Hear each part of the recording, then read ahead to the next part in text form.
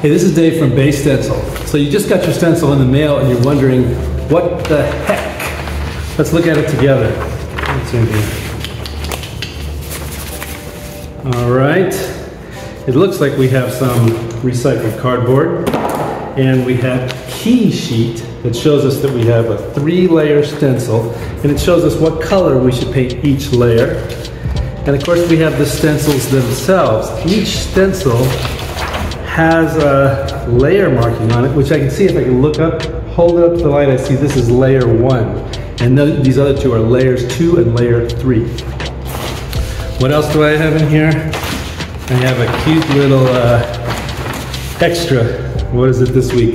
It's a robot stencil. Isn't that great? So what are we going to need to paint the stencil? It's going to help to have a latex glove to keep your hand clean, or hands clean. It's going to help to have some masking tape so that we can tape the edges of the stencil down and make sure it stays in place. Or maybe even to have some of this repositionable mounting spray or tacking spray.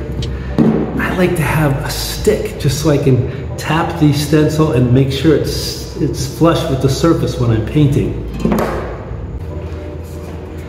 Now, if you are spray painting, you're probably going to want to have something like this. Now, I'm not your mom, but I have painted murals for an entire day without a mask, and when I blew my nose the next day, I saw how much paint was in my lungs, and it just made me feel terrible. So, get a mask and make sure you're in a big, well-ventilated area when you're painting, okay?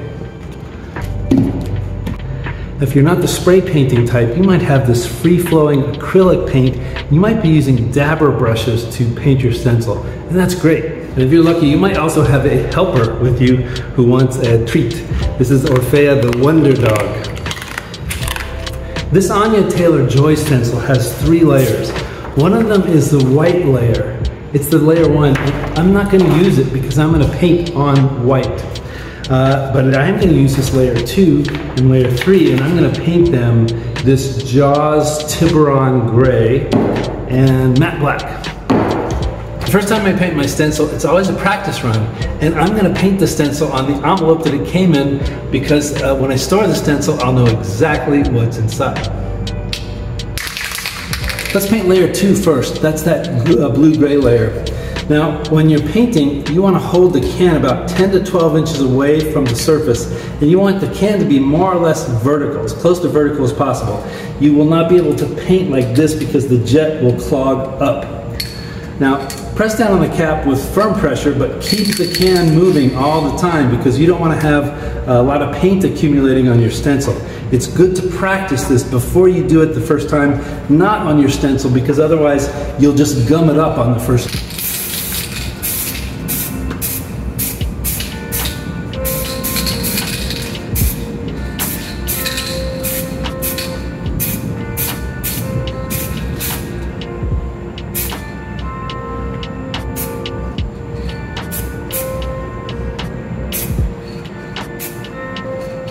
Notice how I hit the registration marks on this stencil. I'm not going to have to do that for the other stencils because the registration marks only have to go down one time.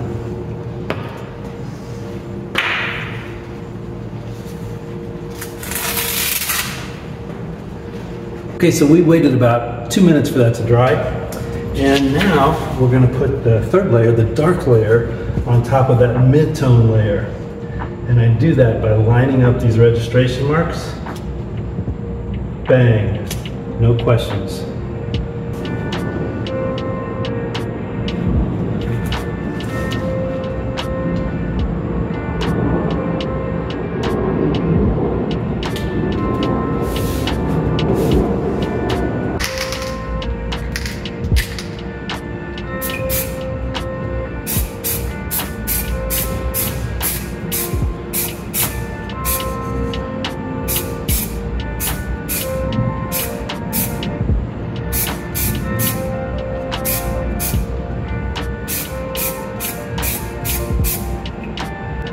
Not too bad. I got a little bit of wet buildup on the stencil here, and I don't like that, but I'll have to just let it dry a little bit longer.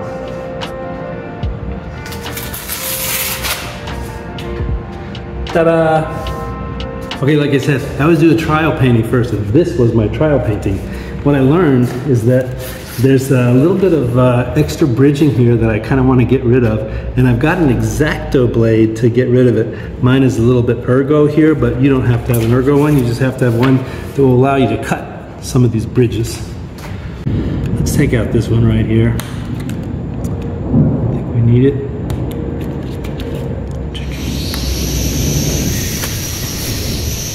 Here.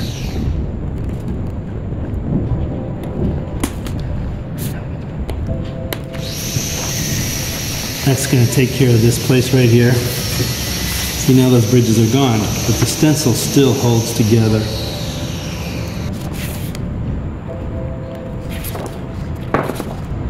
I also went ahead and I removed one of the bridges in the white layer because we're going to actually paint the white layer next. Let's paint the white and the black layer on this mid-tone cardboard surface that came with our stencil.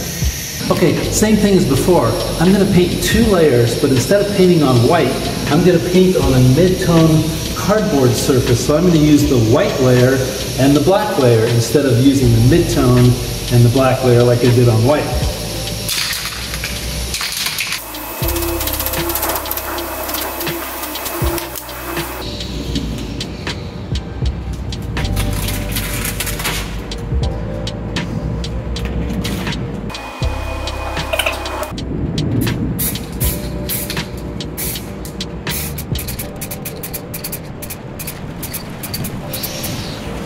Let's see how that came out.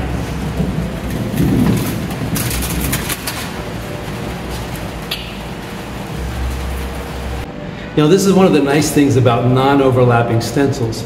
You can actually leave out any one of the stencils if the surface color matches the color of that layer.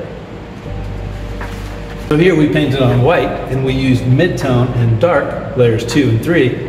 And here we painted on mid-tone and we use layers 1 and 3, that is light and dark.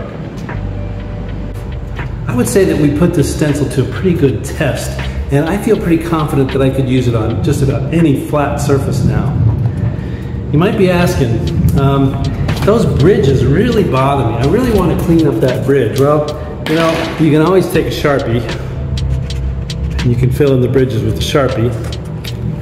And you might also be wondering, what about those registration marks? I don't like the final look of the registration mark in there. Well, if you want to, you can, before you paint, you can simply tape over the place where the registration mark is going to be, and then paint the registration mark onto the tape, register your next stencil, paint your next stencil, and then when you're all finished, just take the tape off, and the registration mark will be on the tape, not on your painting. Okay, that's it. Have fun, and let me know if you don't find everything you need. This is Dave signing off from Bay Stencil.